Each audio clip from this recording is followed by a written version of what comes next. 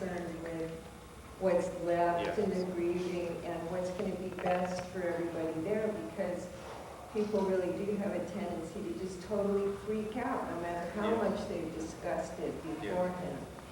And this is a way to get everybody into the process of the person has died, now here's your job, you can help by participating in cleaning the body and making the person look the way they. So I guess it's a trade-off between the. Yes. As with my friend in New York, I went to, they called me, his partner called me to help them. And when I arrived in New York City, we thought he could die within a few days. It took him 5 weeks to die. And they called me at that point where they were able to bring him home. He spent the last, it was either 7 or 10 days with no fluid at all, not even a drip. He was just skin and bones by the time he died. And I was staying at that point in a friend's house, and this gets into character. And so his partner was there with him when he died. And he knew he had died, so he remained and the aunt, however, was in the other room asleep in the lazy boy chair. And he knew if the aunt woke up, she would want the body carted out immediately. So he pretended that he was just asleep in that room. See, this is one caregiver, in one sense, taking care of what I thought was a very good way of his friend. And then when he heard the aunt wake up, he he pulled a little bit at the top of his friend's head so that the consciousness would exit to the top of the body. And then the aunt came in and was, of course, ready to have the undertaker there right away and began that process. Now, Raymond, despite being literally just a skeleton with skin, when I went to the, I forget, funeral or whatever it was called, of the wake, they had dressed the body up and put an expensive suit on the body and an expensive hat. And he looked absolutely hideous to me. Absolutely hideous. But I understood by how that the family needed. And even if Raymond's body had been dressed in a whole lot of, makeup and so forth, that made him look much worse than he was on that last day when he was just skin and skeleton. You could see the close family members got a lot out of going up to that casket and kneeling at it this one last time. And from this Buddhist point of view, it didn't make any difference at that point what you did with the body. He had already left.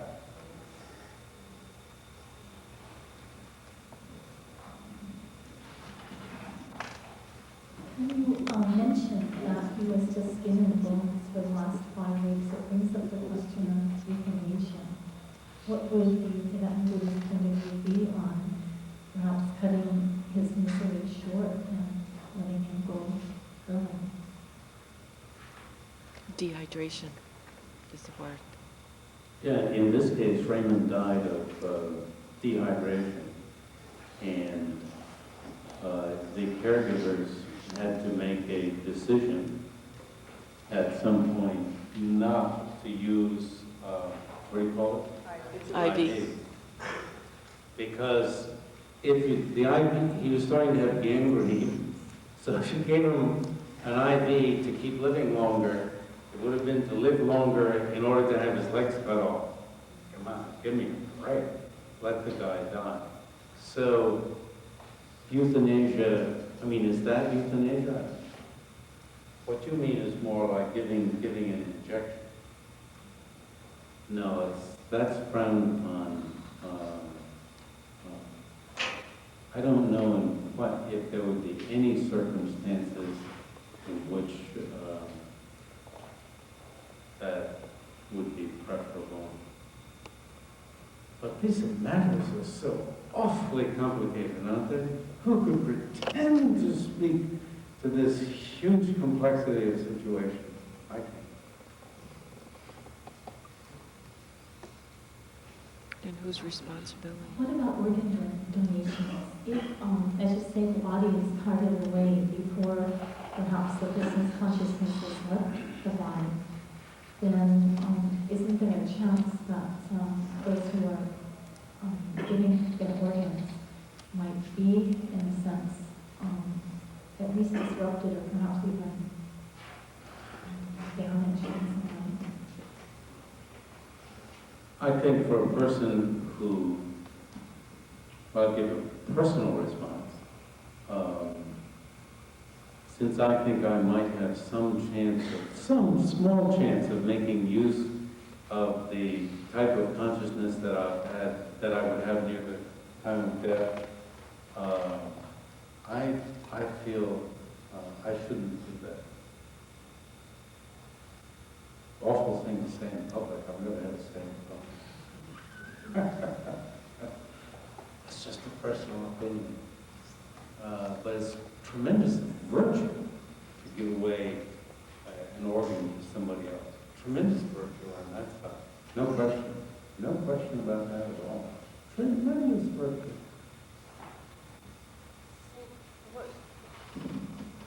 What if the cells, all the cells of the body contain the karma of a person? And I don't know if they do or not, but let's just say that you were a total infusion of what you are, and you were just a horrible person, and you donated your kidney to somebody. I mean, like, well, how, you know what I mean? It's like there's the immune response at just a purely biological level, but what about at the karmic level? Does anybody talk about that? Well, karma is stored in the mind. And for instance, in the Kala Chakra tantric system, there are subtle types of mind that are associated with subtle matter that is present in various parts of the body. And that's why when you put meditative concentration on those parts of the body, you get very different physical and emotional experiences. But the place where it's stored is the mind, even if the mind is associated with some kind of subtle matter. Thus, the possibility of transference of traits, I'm looking from this point of view, I don't know, maybe if some of this subtle matter, but the consciousness is difficult to go. Anyway, I think we could do tests. Sometimes pig heart valves are used for humans, and really a test could be done to see if certain pig qualities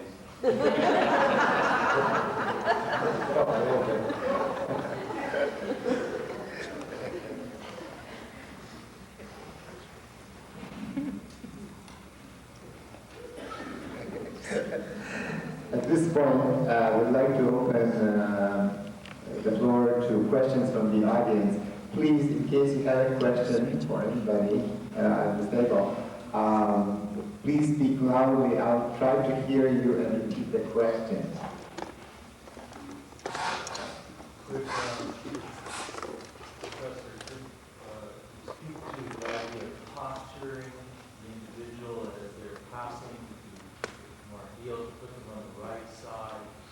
What are the traditional Tibetan practices of pressing the heart artery and keep the spirit from descending down? Can you give us some indications of that, please? I think this afternoon, isn't it, when Mama Rinchen is speaking? This morning, you may get, yes, at 11:30, you may be able to ask him some of these questions. When another of my old teachers, now that I'm getting a little older, most of my teachers have passed away. When he was dying, I was not in the country when he died, but they often speak of propping the person up into a sitting, semi-sitting position. Why? Because you have this sense of sinking under mud. And you have a feeling of, hold me up, hold me up.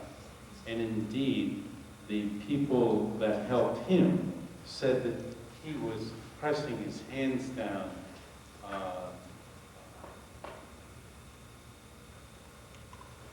indicating that he wanted to be held up. They didn't do anything further for him. And the fact that they had propped him up did not keep him from thinking he was being pressed under mud or concrete or whatever. And otherwise, I don't know.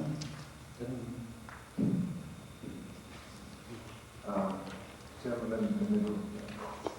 Yes. I would have thought that the question of organ donor, the correct Buddhist position would be that you should not cling to your body or any parts of the body, and hence organ donation is very important.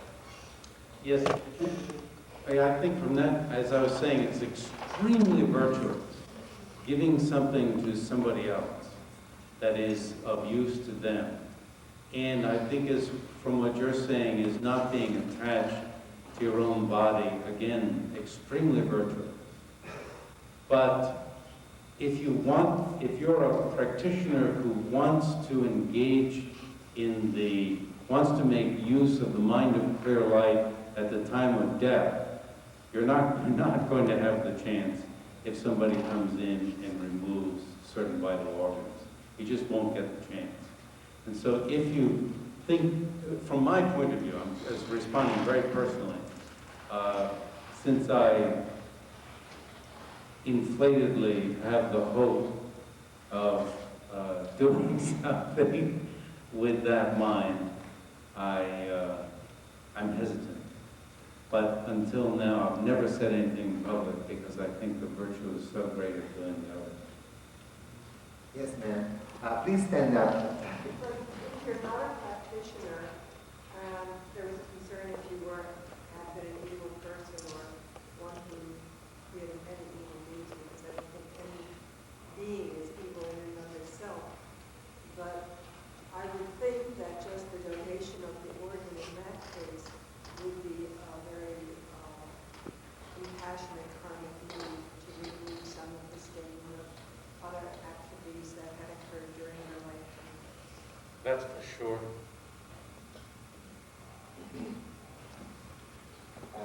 Lady in the snow. Please stand up. You were talking about accident, death by accident. And last summer, my mother and I were in a kayak. And a gigantic tree came down on top of her and flipped me off the front of the kayak. And there was a little bit of blood coming out. She was coming under the tree. And she died instantly. But he mentioned that there were the 8 stages. Was this before her time? A gigantic eagle came down. He didn't say this is known. And there were all kinds of dragonflies around her. And I don't know, the 8 stages, you say, are left over in an accident? Not left over. Apparently one passes through the 8 stages very quickly. Very quickly. And it's said, we pass through these stages when we go to sleep. And it's possible to get a hold of one of those stages and make use of it. So I wouldn't pre-choreograph my own accidental death by thinking that it would be impossible for me to make use of one of those stages. You know, if you pre-choreograph it that way, then you wouldn't be able to make use of it. And who knows, one could have an accident and one's life, it also be the time. I couldn't speak to that. about maybe in the third or please. If in the dying process it's the case that you lose memory and the growth spine, then how is it the case that one can recall the practices or bring them to mind to engage in them in the stages of death? You mentioned the mind of the clear light. If it's via the mind of the clear light, then what is the relation of the growth mind to the mind of the clear light? It's said that all of the gross levels of consciousness dissolve into the mind of clear light.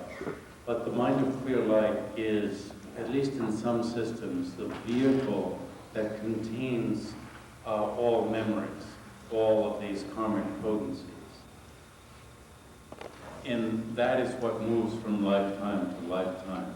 So some practice that you're used to, that you're very much used to, you can recall at that time. If you try to do something new, I mean, even today, while we're awake, it would be very hard to do it. But if you're used to it, if it's at a deep level of mind, you can access it at that time and do it with a great sense of presence. The biggest problem with mind of clear light is that it's said that we're so associated, identified with superficial levels of mind that we feel we will be obliterated when our own inner nature appears. We're so estranged from our own inner nature that when it appears, we feel we're going to be wiped out by it. So the most helpful thing is to become used to this, to the deeper state. Maybe, yes. Thank you. My first experience with Ben occurred when I was in 5th grade. My Aunt Catherine, who I love dearly, died of cancer of the stomach. I was at her, right by her head when she died. Everybody else was in the room also. And I heard her words, the priest did too, and some other people close to her heard it too. And she said, "Will, it is so good of you to come for me." And Will was her brother, my father's brother, who died in 1917 of the worldwide flu, many years before that. I always felt that maybe we do need each other because of that experience.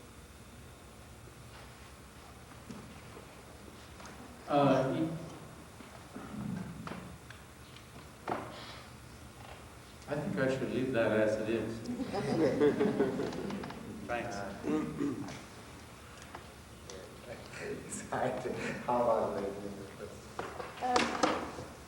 How many stages of pre-death were you conscious of reaching in 1991? And what of the reverse process? You didn't die.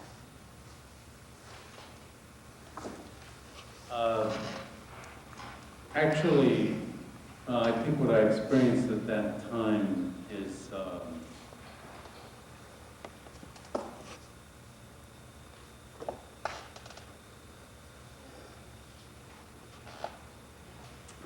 it's hard to place because you can go through these steps. For instance, once in India, I was burning charcoal in my hut. And only a jerk burns charcoal in your hut to keep warm, at least with the window closed.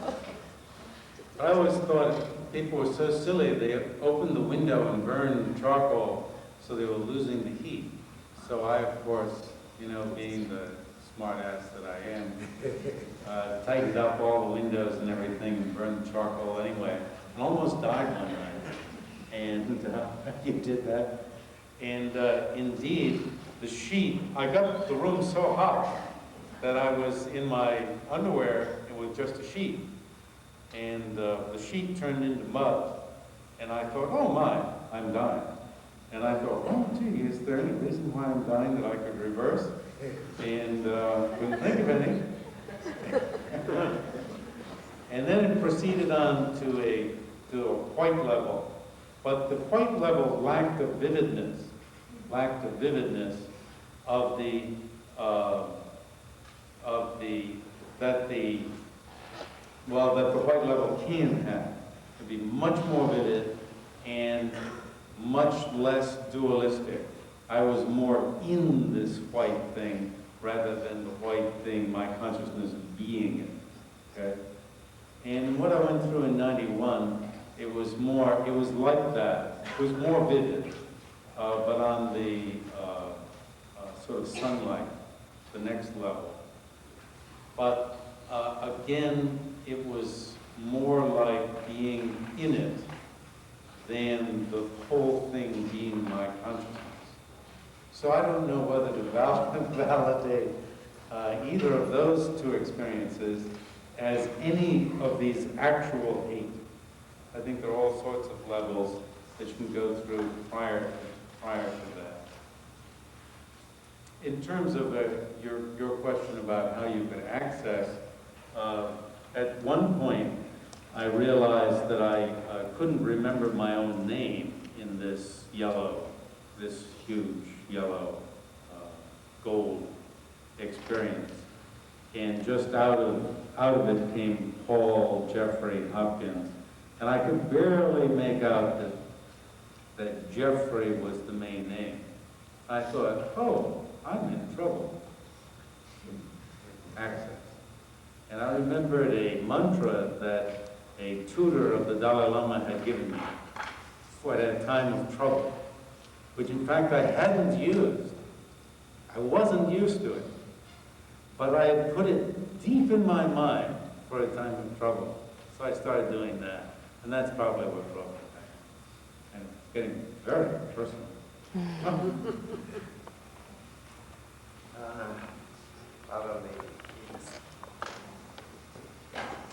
you say more, you mentioned something about Yes. The heat can start withdrawing from your feet and moving up the legs, or it could start withdrawing from the top of the head. In any case, in the end, it gathers at the heart. In the end, it gathers at the heart. It's preferable for it to start withdrawing from the lower extremities. You know, in our vocabulary, we use low and high. How do you feel today? I feel low. And again, this is choreographing our own psychology. We have put lower levels of things in lower parts, down. Thus, you see the movement upward is better than movement downwards. But in the end, everything gathers at the heart. It isn't that the top doesn't become hard, doesn't become cold. It's not that the top remains hot, and just at the top, this remains hot to the very end. No, eventually it all gathers at the heart and then leaves either preferably straight out as a human or up into other higher types of life. That means it's moving from the feet and the head At the same time. simultaneously, but maybe not the same rate. Yes. At some point, moving from the feet and the head, the top of the head at the same time, but starting with one or the other sooner.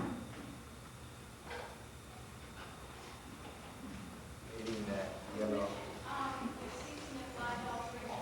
Would you please stand up, please?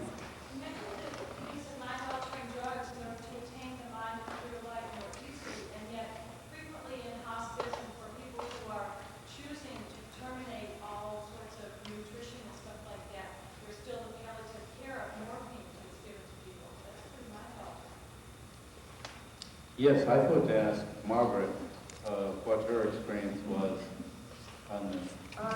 Well, I think the pain is more mind-altering, and it's a choice. And to see a person suffering in pain a victim of their bodily processes, it just is cruel and unkind. And I would never think to deny somebody narcotics for analgesia. What if any denied of, mind of clear light, that's what I'm saying, from feeling it's not to torture somebody, but I Yeah. know what she has. Well, in the actual experience of it, the philosophy of the mind of clear light and all those things just aren't playing a role in my process with the dying patient. I'm trying to just relate to the process they're in right at the moment. So I can't answer your question intellectually. I have a comment on that question. I think it's a common misunderstanding about the use of narcotics in pain, that we assume that the way the body reacts and the mind reacts to narcotics when we're in pain is the same way as when we're not in pain. And that's not quite accurate. If the narcotics are properly administered, the body, the pain itself, soaks the narcotics up, and the mind can remain, I think, a lot freer than you're assuming. And it's just the proper administration, not to overdrug someone who's utilizing. And also, it's the proper, I think we misunderstand the proper use and mixing of narcotics and the various painkillers, and that proper pain medication can be utilized without really destroying a person's consciousness, and should not be avoided because of fear, because I think the pain is overwhelming, and that, again, just not to make the assumption that if you're not in pain, that you're going to have the same reaction as if you're going to be in pain. I think we have time for just one more question. In Western culture, is there a preference to either cremation and or the burial process, and how is that different in Tibet?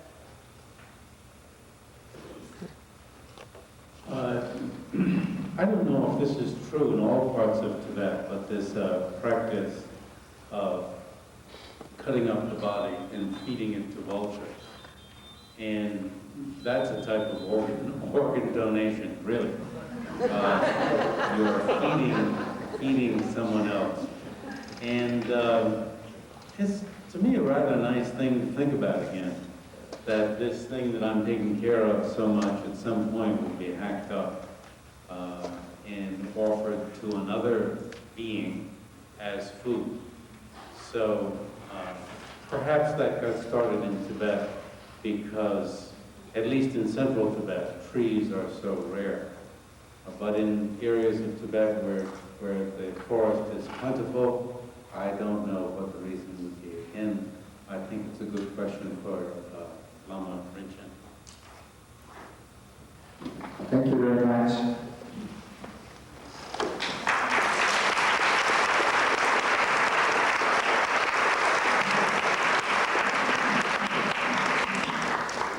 Our next speaker is truly an international person.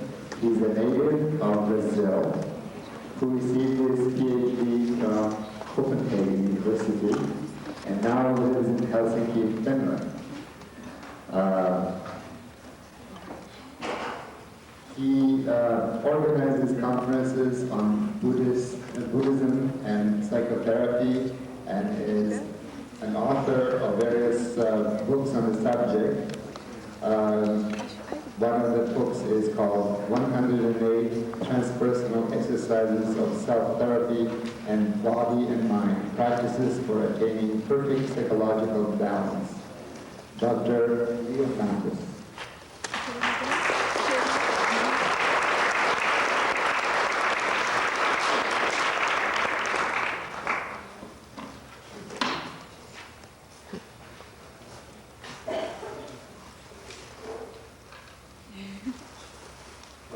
Thank you.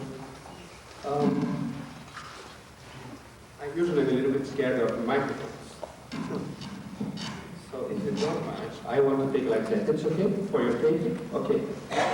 First of all, I want to thank you all, the University of Hawaii, Professor Vitor Kobayashi, Professor David Chapman, and the Karma, let's say, Sogo, who gave me this opportunity to come here to be with you now in this very beautiful place of Hawaii.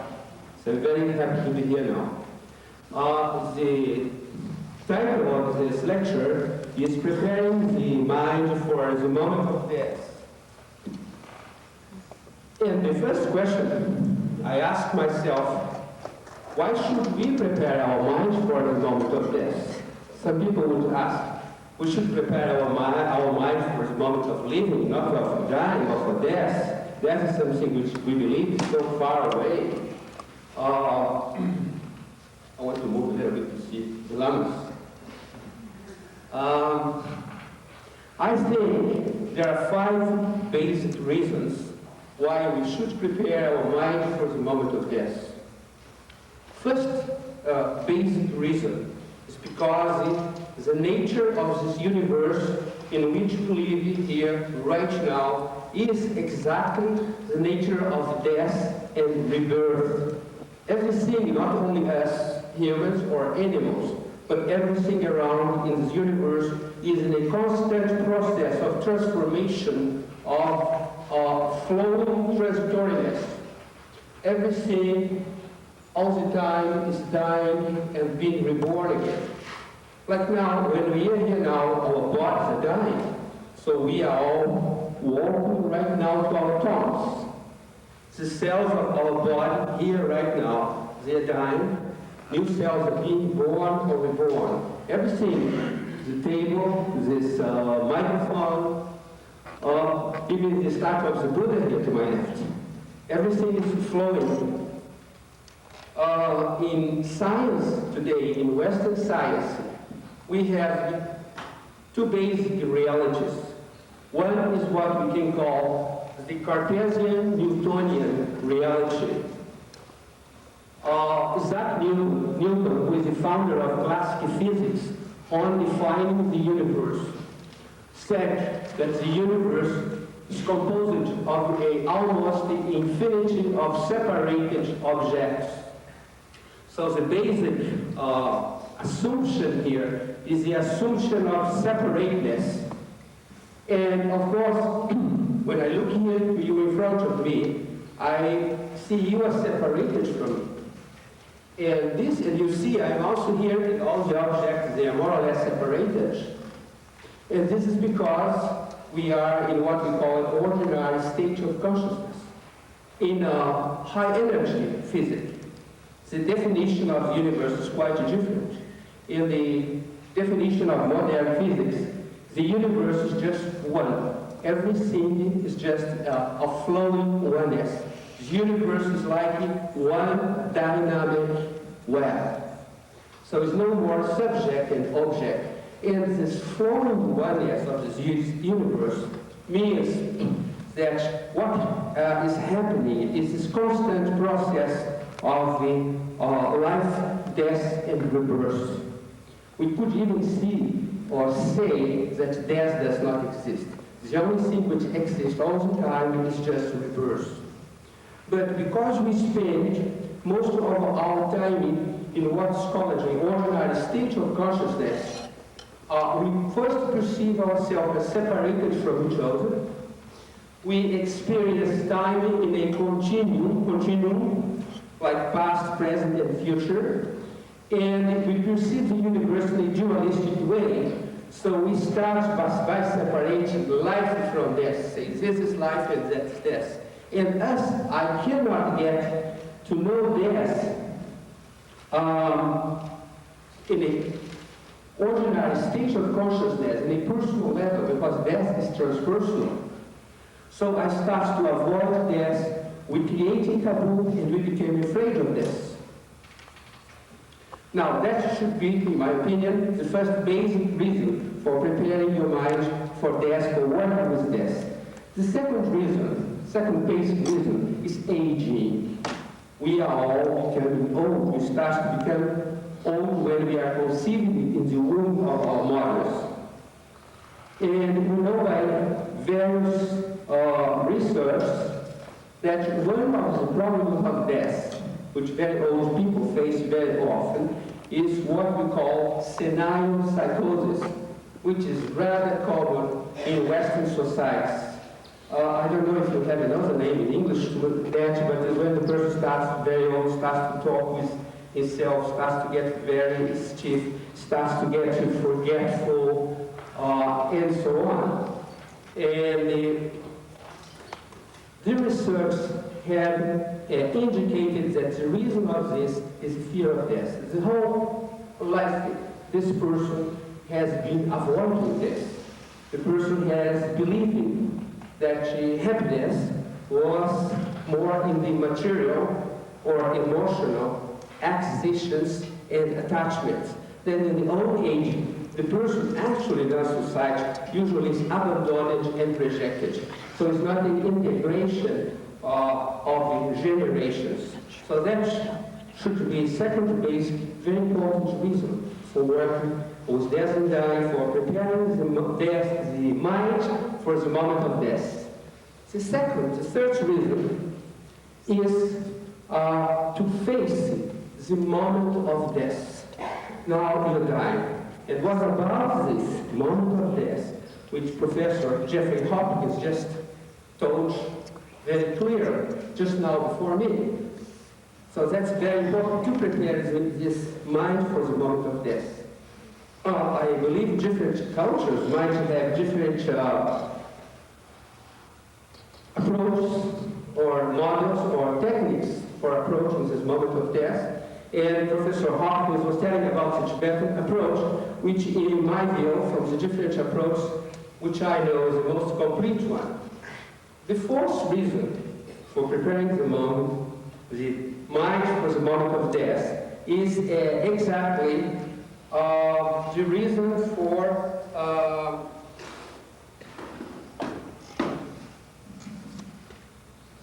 the trouble which we are all going to have in what's called the space of the burial.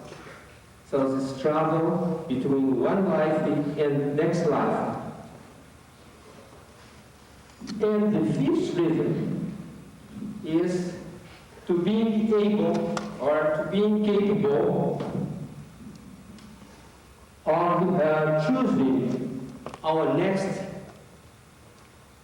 birth, to choose our rebirth. So these are the 5 basic reasons to prepare.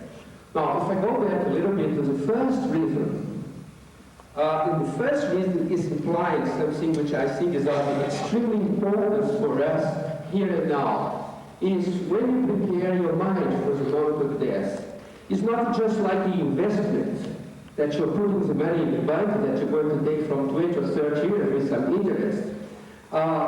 You get the interest of this investment right now because on preparing your mind for death, you are going to enrich very much your mind here and now. We have 2 tendencies in life.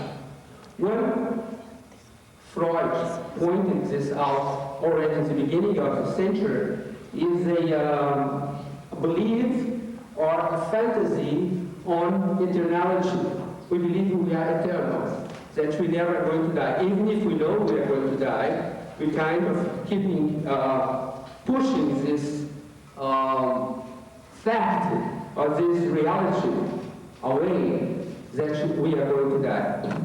And the second, because of this first reason, what we do, we have a tendency of procrastination, of letting something to tomorrow or the day after tomorrow. So we start to kind of create a film inside of our mind. Tomorrow you do this, tomorrow you do that, or tomorrow you'll be better. Tomorrow does not exist. So the only reality now is now. So death helps you to be here in the now.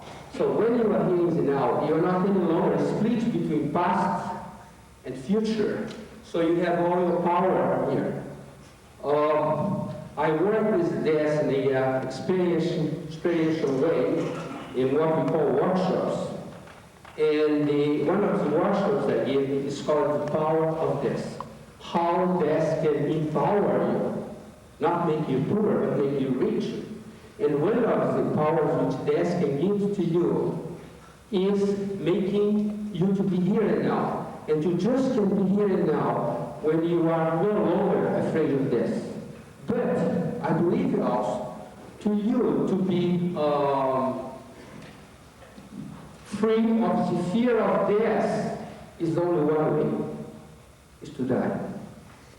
But then you can see, how can I die from the life? It's very dangerous to die. There are different techniques for dying. And the Tibetans, they have very advanced techniques. If you remember what Professor Hopkins was saying here, which you should remember, he was saying in the beginning when he was still up there, he was saying that one of the causes of this fear of death was attachment.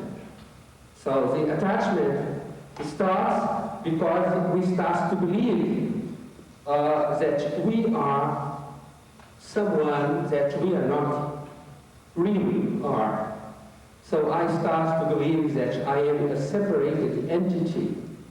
I start to believe that I'm just an individual floating in a more dangerous ocean. And this is because of what we call ego, or in psychology we call self-image. I have an image of myself. Oh, I say, you know, I'm a very important person. See, I'm Dr. Lomos. You know, I'm talking in the University of Hawaii right now. I can show you how I am so important. I even have an IBM notebook in front of me, you see. I'm more modern. So I start with this I. And now I remember what the Solidarity Dalai Lama said in one of his talks. He was, maybe you don't remember, he was saying he was talking with one of his friends who happens to be a psychologist. And they carried out a research concerning language and the heart diseases. So they found out that people who use very much I, me, my, these are people who have more heart diseases. Why? It's because this person is closing himself somehow. He's saying, I am very important. This person is entering in conflict with this basic law of the universe of flowing unity, of dynamic transitoriness, which we are all one, we are all connected, we all depending on each other, not only economically, in all different levels. Now, talking about levels, I want to mention to you here one model about levels which is very interesting, it's very funny, which is given by ex-professor of the University of Harvard, Dr. Richard Alpert, which is more known as Rennes. He says that we operate in different levels of consciousness, and he compares this with a TV receptor, a television. Then he says, I believe we all have televisions, and there are many channels in the television. I don't know how many is here in Hawaii, but let's suppose we have 2 channels or 3 channels. But in reality, there are many channels if you also use cable television. He says the first channel in our mind, in our consciousness, is the physical channel. So when I look around, what I see people. I see one is beautiful, another is ugly, one is thin, another is fat, another is tall, one is white, one is black. So that's the physical level. We all tune into this first channel. The second channel level is the psychosocial level. I look at people and say, oh, this person is a lawyer, and this is a professor, and this one is a businessman, this one is sad, that one is neurotic, that one has paranoia, and so on. That's the second level. And most of the time, we are just in these 2 levels, nothing else. There is a third level, which he calls the astral level. The astral level has to do with astrology. I look at you and say, oh, I can see you are a Libra. You're a very calm person. or say you Pisces, or you Aries, or you must be Gemini. And it's very much related with myth and with art, with what Jung calls archetypes. The fourth level is the level which is more related with this unity, which is described by modern physics, of the awareness of that we are interdependent, that it is not inherent existence, that everything is a flowing unity. The fifth level is the awareness of this awareness. It's the attention of attention. And the sixth level is what the Tibetans call harmony, or which have been translated to English like void or emptiness. It's a dynamic emptiness. So, but as we are most of the time just tuning to the first two levels, it's very difficult to us to face this. We are not prepared to face this. So better we forget about it. That was also, Jeff was answering one of the questions here. I noticed he didn't say exactly like that, but I translated in my mind, and he was answering this question, it's to transpersonal psychology. What he was saying is that one of the basic possibilities to work with death and dying is you being able to be open to different levels of realities, not just be in one or two levels of reality, but to be open to many levels of reality. And to do this, so how can we get there when we have been educated in a Western culture where instead of learning about death, we learn how to avoid death? So we Westerners, we spend our life avoiding the existence of death. The Tibetans, they spend their life training to the moment of death. So if from a Western point of view, we would say, oh, these Tibetans, they must be very sad people. They just keep thinking about death all the time. But it's exactly the opposite. So I have been traveling many parts of the world, meeting many cultures. And the most happy people I met in my life were exactly the Tibetan people. Now, when we talk here about preparing the mind for the moment of death, in my opinion, we should be very pragmatic. We should be practical. So what can we do now? Not tomorrow. Maybe tomorrow you are dead. Who knows? Maybe I don't even finish this talk here. So we need to do something now. So which techniques we can use, we Westerners can use now to prepare our mind for the moment of death? First thing is something so simple. First thing, we need to know how to relax, how to let the universe happen, how to let it be. Then there are different techniques. For example, how can you get more in touch with this flowing unity of the universe?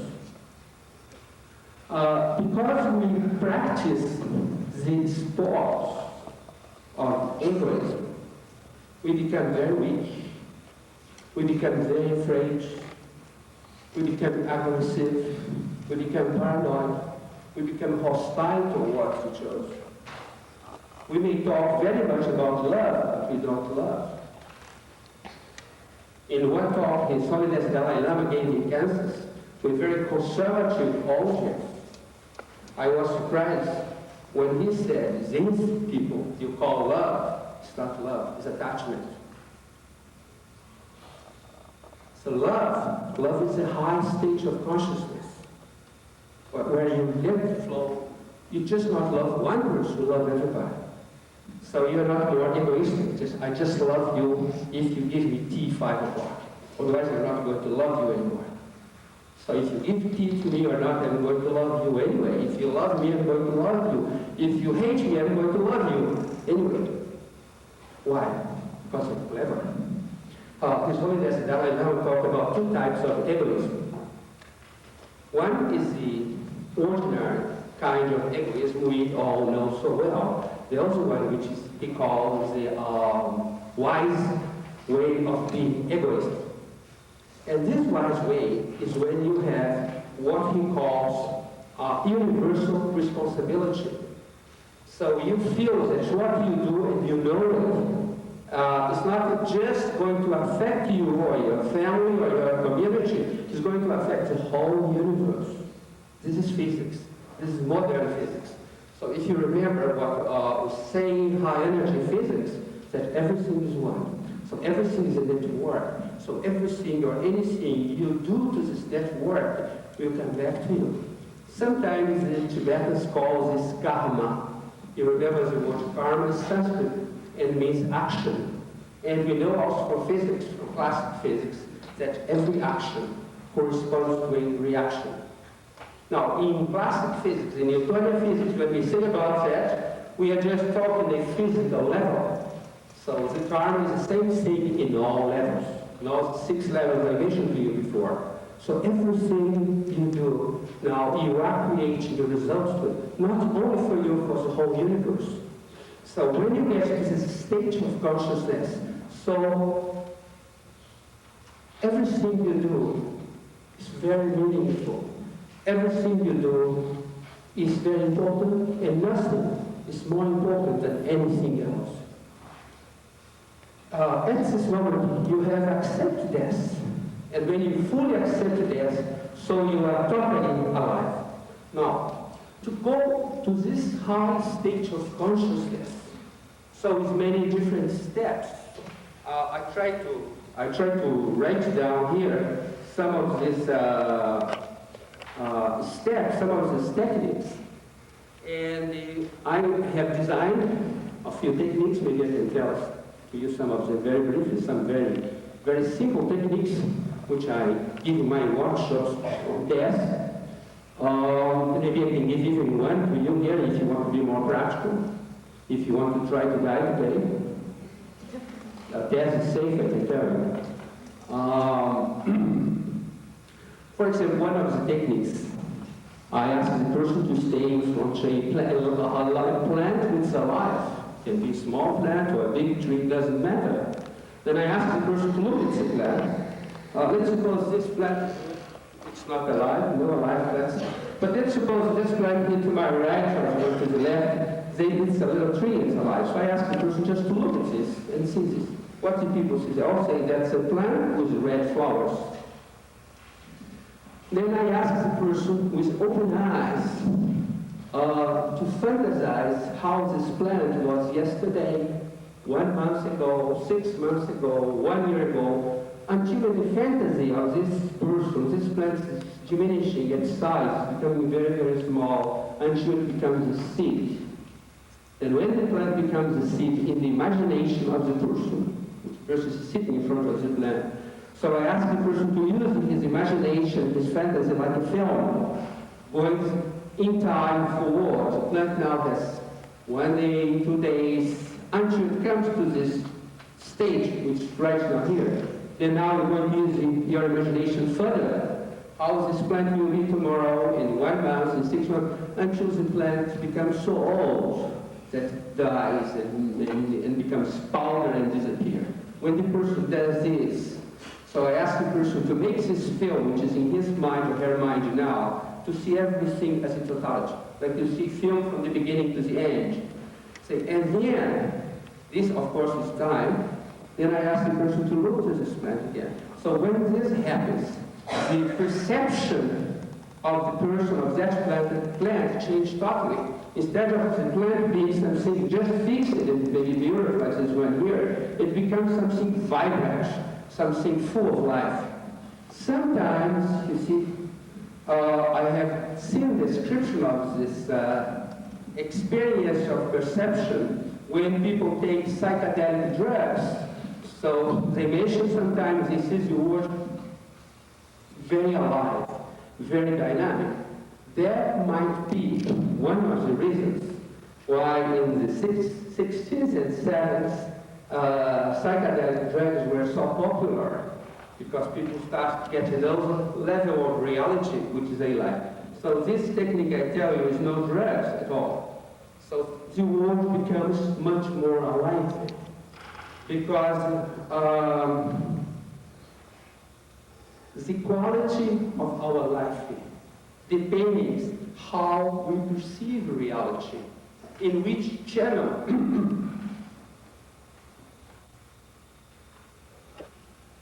or to which channel in your inner television you are tuning. Are you tuned to 1, to 2, only 1 and 2, or you are tuning to all the channels? So that's what the Tibetans try to do, to be tuned to all the television channels, to have the integration of all these realities.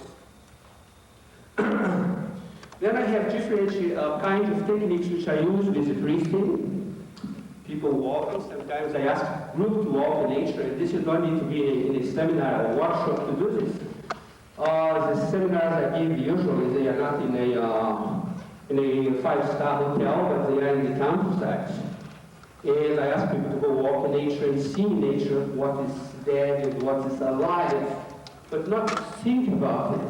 You just walk in nature and you see life, death, life, death, life. Oh, this only 2 words in your mind. Suddenly, the person starts to realize that's neither life nor death, because everything is alive, because everything is in the process of transformation, and then everything is very beautiful. Then another technique, which I think is very important, is a technique which I have adapted from Tibetan Buddhism.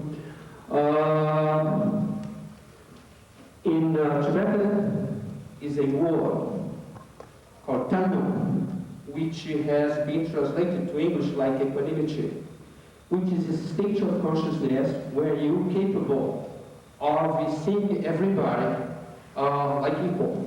Everyone is the same, which means when you see everybody as the same in an experiential way, so you get to a higher level of consciousness. I would say consciousness of love, which in Tibet is called Champa. This is another technique I use. I don't think I'm going to explain here because it's a little bit long with this technique. The other technique, which I think is the most powerful technique in transpersonal psychology, or maybe in all the therapies I know, is what in transpersonal psychology we call psychological ego death rebirth. In this technique, the person who is not actually dying biologically experience like he or she is really dying. The person, some of the patient usually is lying on a couch or on a mattress on the ground, and then she or he starts to experience his or her own biological death. And sometimes the person changes colors, sometimes having some of the symptoms. JeffreyHopkins was mentioned here, the body of the person starts to get cold, and someone from outside who don't know the technique could even believe that the person is really dying now, physically, biologically. The person himself or herself usually believes that he or she is dying. And the person goes through different stages, and this person, the most common is the person after this death, psychological death, the person feels that he or she is out of the body. It's in a space. Sometimes it's a dark space, sometimes it's gray, sometimes it's full of light. And there's a special technique to guide this person. The person sometimes sees the dead relatives after this experience, or after she has just psychologically died. The person sometimes has some kind of psychedelic experience. Sometimes the person can see demons, which are demons can be from the Christian cosmology, sometimes from the Tibetan cosmology. The person can see different archetypes. And finally, the person is a technique to guide the person, of course, which we need to use. The person will come to a space of light. Sometimes the person may meet what we would call some kind of angels or deities, and Usually the person meets the end of the experience is a person reaching a very beautiful golden sun. The sun in Jungian psychology is sun and light, and it's the archetype of life. So it's like a person has died, it goes through a lot of experiences, inner experience, and now it's meeting this beautiful golden sun. So here is another technique which you use to help this person to come back to this body and to this personality lying down here in this couch now. And the most important is to help the person to integrate this experience. I can tell you maybe a case if you want. A case which is related with suicide. So let's put suicide, because suicide is a very interesting aspect in this. Because if we say, why? If we are afraid of dying, we're afraid of death, if death is taboo, why some people think about suicide? And according with suicidologists, we all are candidates for suicide. And most of us, at least in one time in our life, we have been thinking about suicide. You see, I know that to talk about suicide is not very polite, because if death is a taboo, suicide is a taboo within another taboo. However, in one of my books many years ago, a man which was the executive of a very big industry, where they working with they made tools and they melt iron to change the iron into steel. They had this forgery, I don't know the name you call it, where you melt the iron. And this man had been tried, was not an old man, he was 41 years old. He was very wealthy, he had a nice wife and two nice little girls, 8 and 10 years old. And everything was perfect in his life. And he was what we call in psychiatry a suicidal patient. You know, suicidal patient is that person who all the time is thinking about suicide and